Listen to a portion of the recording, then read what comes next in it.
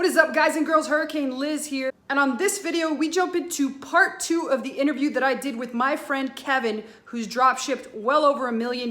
In fact, his highest month ever was over $200,000 in sales. And he talks more about why he's taking a shift from Amazon drop shipping, and he's exploring other opportunities like Amazon FBA, Kindle, ACX, and things like Walmart. We talk about all that and a heck of a lot more. And guess what? This time I had to lay off the alcohol because I got too fucked up on the one before that. So I apologize for that. Next time I'll try and be ready to take more shots, but this is not a shot taking interview. Instead, this is just a straight up interview with me and a major buzz. I was lit. So let's go ahead and jump straight in that interview and we'll see what happens.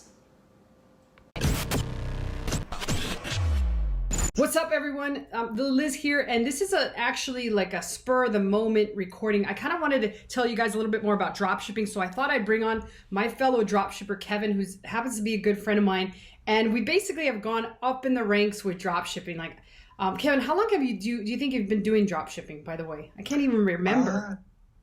I think this is like year 2, actually. It's maybe year 2.5. Really? God, I think I already lost track. I could have sworn I was only doing it for like a year, but I think you're right. I think we're like at the 1.5 year and 6 month mark. And I know you had a tremendous amount of success. I think you're probably even almost at the million mark, right? The million mark of actual, I'm not talking about your profits, but I'm talking about your actual sales. Yeah, I think so. I think last year we crossed a little bit over $1 million. But yeah, it's been a wild ride. Right. But absolutely definitely has its ups and downs. Yeah, and you know, the thing that is, I think is most, like, people are like, oh wow, like, because we hear a lot of people saying like, oh, we're at the million mark, but that doesn't necessarily mean profit. And I know in this business, in drop shipping, things can be kind of crazy. So overall, I want to point out to people the profit. Like for me, I think my stores average between 13 and 17, but then on top of that, I still got to pay like some fees with credit cards, and there's all sorts of other expenses. For you, Kevin, what kind of numbers have you seen with your dropshipping store? Yeah, no, that's a really good point. I think a lot of people like to advertise like, crazy high margins, but in reality, it's probably around that like 10 to like 13% range. Sometimes you might have to get like a lending service to front you money for inventory. That eats away at the margins. Sometimes you have to buy different inventory management software, so that costs money every single month. So I think in actuality, it's around that like 10 to 13% is pretty accurate. Yeah, and take my word for it, guys. Kevin's an accountant, so he knows this. At least I hope he knows this. If not, I'm in a little bit of deep shit. But we hear a lot of people throw out big numbers, but the reality is, like Kevin said, it's probably around 10%. But then again, it's pretty much all on autopilot, so we don't really do much. But the main reason that I wanted to bring Kevin on here is I've seen a lot of people in the comments saying like, Liz, I just opened up my first account. I'm fucking pumped, and all of a sudden I got banned. Kevin, can you talk about, like, is it something you recommend noobs do or people that are brand new to Amazon? Yeah, no, that's a really good point. I think you and I, we've been in the game for a little bit. We've set up our stores definitely more than a year already. So I think right now we can take advantage of the opportunity. But if you're just starting fresh, I actually don't think this is a great time for it. And for a number of reasons. I think right now with this pandemic, Amazon is pretty strict on new sellers coming on, especially when it comes to pricing things accurately, pricing things in sort of like a margin where it seems like socially acceptable. And so I think when you're doing that, you're going to trigger a lot of eyeballs from the Amazon side to say, hey, you potentially might not be a legitimate seller for their platform. So I really think you got to be really careful, especially if you're a new seller. Right. And, I've said that to a lot of people, but, some people don't listen. And I think they're very excited about the fact that I say I'm the tampon queen, because I've sold more tampons than possibly even like Walmart. I'm the reason that Walmart is sold out of tampons. So yes, ladies, you can thank me or send me hate mail or whatever. So sorry, but that's just the way it is. Like, we've been doing this for a very long time. But the main reason I want to bring Kevin on is that Kevin is diversifying his business right now. And dropshipping sounds sexy. The numbers sound terrific. It sounds like, I'm having a freaking great time over here while I'm locked down. But the reality is that there's a lot of actual problems, of which we'll talk about here in a second. But Kevin, tell me how you've kind of diversified being in just drop shipping. What have you diversified into? Yeah, no, that's a great segue into it. I think, Amazon dropshipping, it's a great opportunity, but it's something that you might not want to do right now. But recently, I've actually been looking into Amazon books. So trying to sell on the KDP platform, trying to sell on the Audible platform, which is also owned by Amazon. I think that is actually a good segue into the situation right now where there's a lot of people at home, a lot of people trying to be productive, trying to read books. And again, you're able to tap into that still same customer base with Amazon. Yeah, absolutely. And like I said, I'm also jumping into KDP. I'm a little lazier than Kevin. So Kevin has actually about 4 or 5 books right now, but I've got, I'm kind of like putting my tail between my legs. Kevin might be excited about this. I've got a couple children's activity books, actually, Kevin. I didn't tell you, but I actually did those in a couple. I put my head down, I grinded down. I said, let me see if I can rank these bitches to number 1 on Amazon, just to show everybody I do have skills. So I will be showing you guys that. But Kevin, talk to me about, and then I'll kind of share with you some of the problems that you're actually having in your drop shipping store right now, and why you kind of like are diversifying. Yeah, I think with dropshipping right now, since we're dropshipping, so we don't actually own any of the inventory. A lot of times there's a ton of online shoppers right now. So places that we're sourcing these products from are potentially out of stock themselves, right? And so there's a lot of times where we're actually getting orders that we can't actually fulfill. So if you don't have a strong history with Amazon and you don't have good metrics in the past, it's going to be difficult for you to actually sort of overcome those negative metrics when it comes to, canceled orders, unfulfillable orders, late shipment rates. So that's one thing that you really have to be aware of when it comes to dropshipping. Yeah, absolutely. That's what I was going to say with my stores going on, is I see a lot of unfulfilled orders, and my thoughts and what I'm seeing is, from what I hear from the Filipinos that do the work in there, is that they're out of stock in Walmart. So we're kind of SOL. We kind of allow some of those to drop off and hope that it doesn't hurt our metrics too much. But again, we've had stores for years almost, and that's why nothing's really happening. But Kevin, I know we were talking earlier about your KDP books, and I told people you had 5 books, which is like actually really impressive. And I know, like I said today, I was stunned that you brushed your hair for this interview, so I appreciate that. I'm sure the viewers out there appreciate that too. But tell people, are you a good writer? Or tell me some more about your writing skills. Yeah, I would say I've never thought of myself as a writer. I've always been someone that, knows grammar somewhat well, right? But I wouldn't actually say I'm a literary talent by any means, right? So for me to produce a book, if I were to ask myself if I was in high school and college, could I write a book now? Back then I'd probably say no. But I think there's some really key things that you can do, a lot of great resources out there to help you actually create a book. Yeah, so basically those books that you came out with, did you write all of them, or did you tell us a little bit more about that?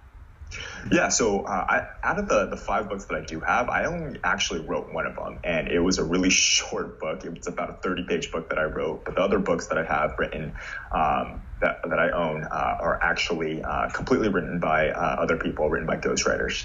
Yeah, and one of the things that I wanted to point out, people, is like Kevin said, he's not like a writer per se. I do have the question of, are you a graphic artist, here in a second. I'll hopefully remember that, Kevin, but I just took a shot of vodka over there. It's like 2:00 and I had a shot of vodka, so I might not remember that. But you were saying that the books that you did not write, were you able to find people to write them, or how did that work? Yeah, so I actually just made a job posting on Upwork to say I'm looking for a ghostwriter, gave them sort of some type of parameters of what I wanted in terms of book length, how much I wanted to pay. And believe it or not, there's a ton of people out there looking for work right now. So it's actually really easy to find a ghostwriter. Right. And you were also saying you did a book. It's like took you 2 hours or so, or at least maybe you told me that in a private conversation. How well did that book do, and did you have to pay any advertising fees to get it going, or any of that stuff? Yeah, so the only book that I wrote, which is a 30-page book, I did 0 advertising, and right now it currently actually sells about a book every single day. Think about this. I wrote this in 2 hours, literally spent $0 on ads. The only ad that I ran was a free Kindle book promotion that you could run for 3 days, which just sends out the book for free to people, which is completely on the KDP platform. You don't have to do anything, no outside services that you have to pay for, and it sells a book a day right now, which is pretty wild. And I had no idea. I was going into it blind, and I'm pretty surprised that this is happening right now. That's pretty sick. So basically what you're saying is that the book that you wrote that took you 2 hours is the one right now that's making sales without any work other than your initial 2 hours. Exactly. Posting it on, uploading it to Kindle, which took a few seconds, writing out a short description, took probably about 2.5 hours total, and it sells literally a book a day right now. That's awesome. And the other thing that I wanted to point out to people is that there's something, a little additional thing that Kevin does that's kind of pretty special. He actually puts this book on another platform, and this is what it's kind of like diversifying your assets and selling them on multiple platforms. So Kevin, will you tell people what that second platform is? Yeah, the second platform is actually ACX. So this is Amazon's sort of Audible platform where you can upload books that are narrated by, either yourself or a narrator that you can choose to hire. That's amazing, Kevin. So basically what you're telling me is that anybody can upload their book to Audible? Is that just that simple? It actually is. You literally sign in, look for your book on the KDP platform. It's called asserting your title. You basically grab it, and you can actually hire narrators right on the ACX platform. And from there, you just hire someone, have them produce it, review it, and you're off to the races. That's amazing. Well, there you have it, guys and girls. That's all you got to do. You can actually put books, and as Kevin said, he spent a whole 2 hours. So that basically means, Kevin, that if I wanted to spend one full day, 12 hours, if I really hustled, I could potentially even write 5 or 6 books.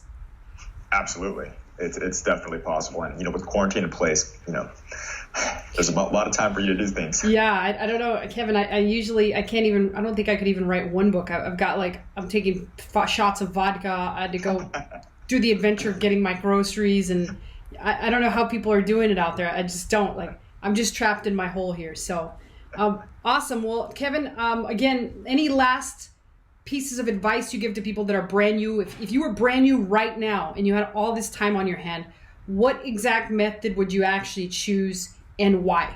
It's like Jeopardy.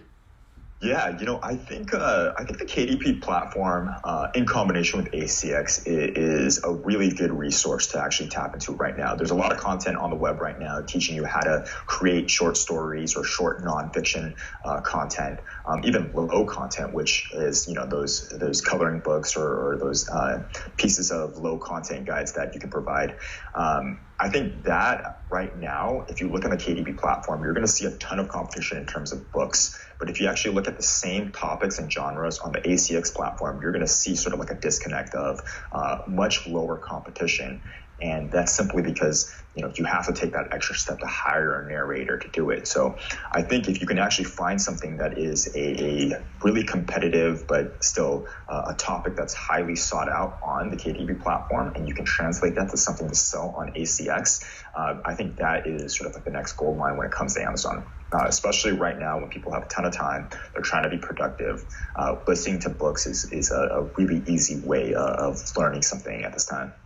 Yeah, I agree with you. So thanks again, Kevin. And like I said before, Kevin, no slouch. He did almost over actually $1 million in sales on the Amazon platform Dropshipping. And now he's actually also looking to diversify on FBA. And you want to talk a little bit more about that before we say goodbye? About why you think right now is the best time to jump into FBA? Yeah, absolutely. I think right now when people are sort of having times on their hands, there's not a lot of people actually out there sourcing products right now. I think right now this is probably the best time to sort of go shopping for potential partners in China, right? I don't see a lot of people actually trying to place orders right now for FBA products with a Chinese factory. It's simply because they're fearful. They don't know what's going on next, right? And so right now is probably the best time to get the best deals on sort of a private label product connection right now. Yeah, absolutely. My supplier actually called me. This is kind of, I always do the opposite of what most people are doing. They said, Obviously they said it much nicer, but my supplier was like, hey, Liz, get your shit out of my factory already. It's ready to go. So there you have it. Not a lot of people ordering, but yes, China is fulfilling. My shit's waiting on the factory floor, waiting for the April 5th date to allow me to ship in. So I'm crossing my fingers, hoping that Amazon lets me ship this shit in and that I can get back to selling, even though I currently am selling. I've been hitting record days on private label. Oh, you know, Kevin, that reminds me of one last thing I wanted to tell people and share with them. It's a good story about Kevin. So Kevin, you have multiple drop shipping stores. And I know that your sales were going so crazy that you basically said, I need to shut the second store down. And you had a record-breaking day on that second store, but you still shut it down just because it was that scary. Yeah, no, you're absolutely right. That time, I think there was literally a day where I was supposed to put a store on vacation mode, and I didn't, and it had like a 10K day the next morning. And I was actually freaking out because I was like, wow, I'm actually not sure if I can fulfill all these items. So, you know, don't take that as sort of like let's start. I'm going to make 10 days. I'm going to make 10K tomorrow. Right. That's definitely not encouraging people to get into dropshipping right now, but it's still definitely possible to make money on Amazon. Yeah, absolutely. So I hope you hear it here, ladies and gentlemen. Do not get into dropshipping right now. Even though I'm showing you record numbers, I'm just sharing with you the journey that I have in Amazon. And good friends of mine are having record day numbers. That doesn't mean start a dropshipping store tomorrow, because I guarantee you're going to immediately get shut down. So don't do it. Sit tight, relax, and jump into another one of Amazon's many great available platforms. So, Kevin, thanks again so much for joining us. I really appreciate it. And we'll see everybody on another video. Yep, no problem. Thanks for having me. All right, let me stop that one.